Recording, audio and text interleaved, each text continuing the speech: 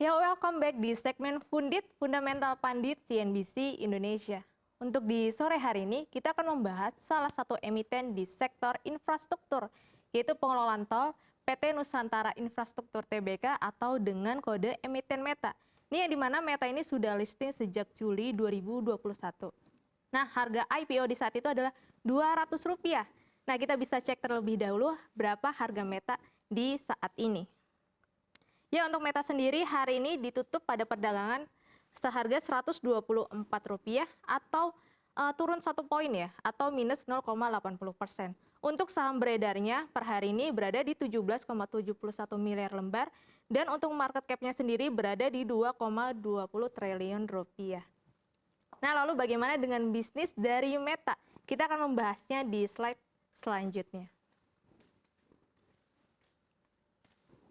Ya, PT Nusantara Infrastruktur Tbk atau Meta ini salah satunya adalah bisnisnya berinvestasi di pengelolaan tol. Nah, dia memiliki 4 tol yang berada di Tangerang dan juga Makassar. Nah, selain memiliki usaha jalan tol atau pengelolaan jalan tol, dia juga ada bisnis lainnya. Yaitu kalau bisa lihat di samping saya ada jasa pelabuhan, telekomunikasi, perdagangan, dan juga konstruksi. Nah, menariknya juga dia ada di sektor infrastruktur, yaitu antaranya itu meliputi seperti energi terbarukan, air bersih, dan juga pelabuhan laut. Nah, di samping saya ini sudah ada 4 tol yang dikelola oleh anak usaha dari Meta, yaitu PT Bintaro Serpong Damai di BSD, lalu Jakarta Lingkar Barat 1 atau JLB, terus Bosowa Marga Nusantara atau BMN, dan yang terakhir adalah Jalan Tol Seksi 4 JTSE yang berada di Makassar. Nah, lalu bagaimana dengan valuasi dari Meta? Ya, bisa lihat di samping saya adalah rasio keuangan dari Meta. Di sini ada book value-nya atau harga kewajarannya berada di 150.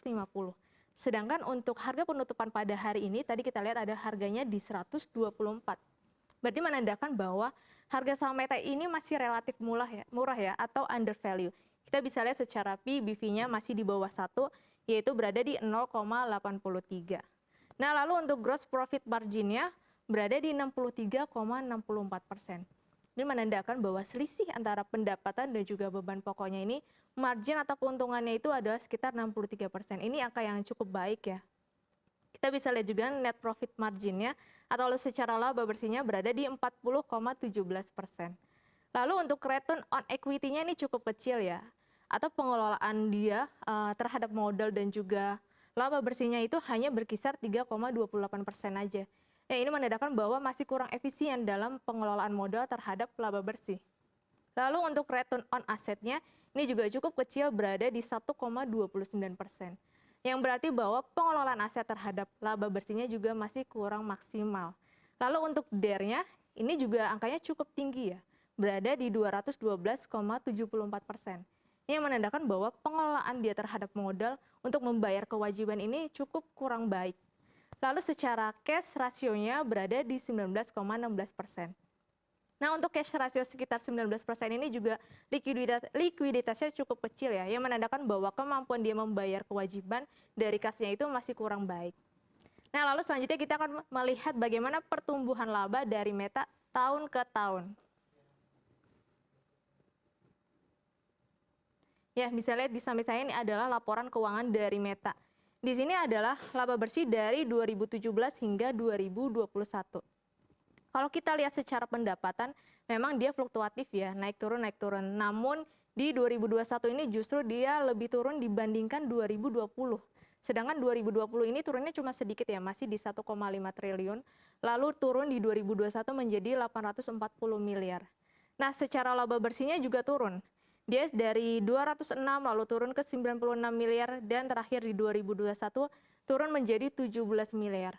Nah, penurunan ini kalau bisa dilihat penurunannya berasal dari naiknya beban usaha. Kalau kita bisa lihat di tahun 2020 beban usahanya 205 miliar.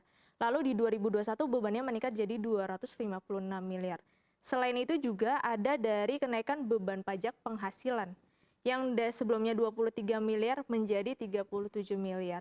Ini yang membuat laba bersih di tahun 2021 ini menjadi menurun meskipun secara marginnya dia meningkat, tetapi karena ada beban usaha dan beban pajak penghasilan yang naiknya juga cukup signifikan yang membuat laba dari Meta ini tergerus pada tahun 2021. Nah, kita juga bisa melihat dari laba secara kuartal di slide selanjutnya. Nah, kalau ini secara kuartal ya, tadi kita ngomong secara tahunan. Nah, ini kuartal pada 2021 ini, dia justru rugi ya, merugi untuk Meta. Lalu di 2022 kuartal 3-nya, dia berhasil membukukan laba. Nah, salah satu faktornya ini akibat dia ada efisiensi dari beban pokok penjualan. Kalau kita lihat, marginnya dari sebelumnya 57% menjadi 64%.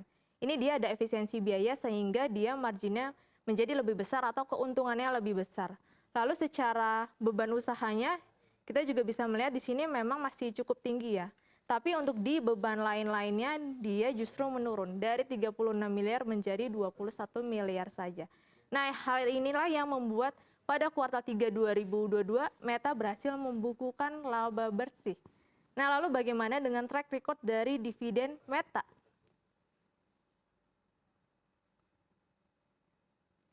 Ya, untuk track record pembagian dividen Meta ini ada 2018 dan juga 2020.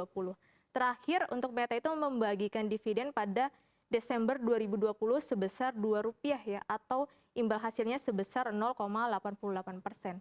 Nah, lalu dia absen di 2019, absen lagi di 2021. Nah, untuk di 2022 ini belum ada konfirmasi dari manajemen perseroan Meta apakah akan membagikan dividen atau kembali absen.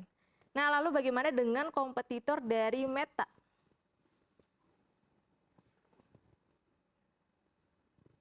Ya, bisa lihat di samping saya di sini ada 3 jenis emiten yang sama-sama dalam pengelolaan jalan tol.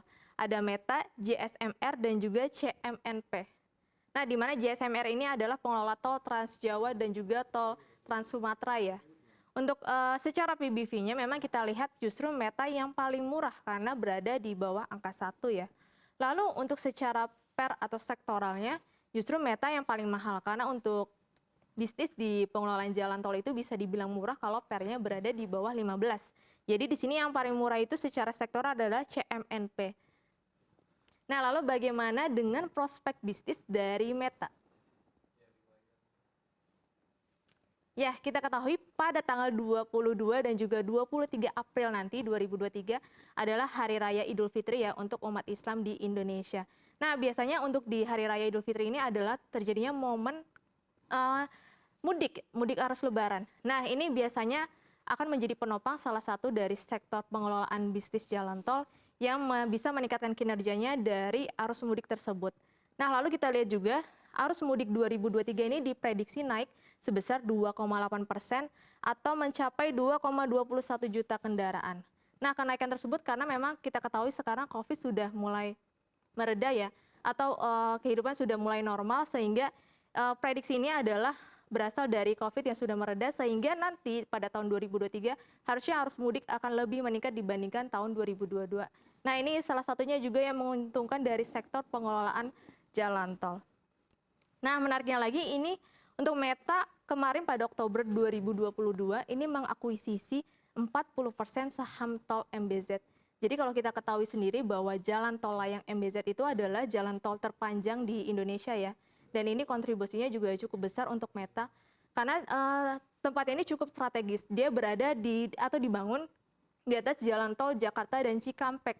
Nah, ini biasanya bisa digunakan untuk ke Karawang atau terhubung juga nantinya untuk Trans Jawa ya, dan juga biasanya untuk ke Bandung. Nah, hal tersebutlah Meta yakin atau perseroan tuh yakin pada jalan tol MBZ ini berharap nanti pendapatannya akan meningkat 2 kali lipat dari pendapatan jalan tol MBZ. Nah, lalu kira-kira untuk Meta layak beli atau tidak? Ya, kita bisa lihat sendiri bahwa memang secara valuasi Meta masih terbilang murah ya. Namun untuk tolnya sendiri yang bisa dipakai untuk arus mudik itu hanya tol JTSE saja atau yang berada di Makassar. Namun juga kenaikannya itu tidak terlalu signifikan.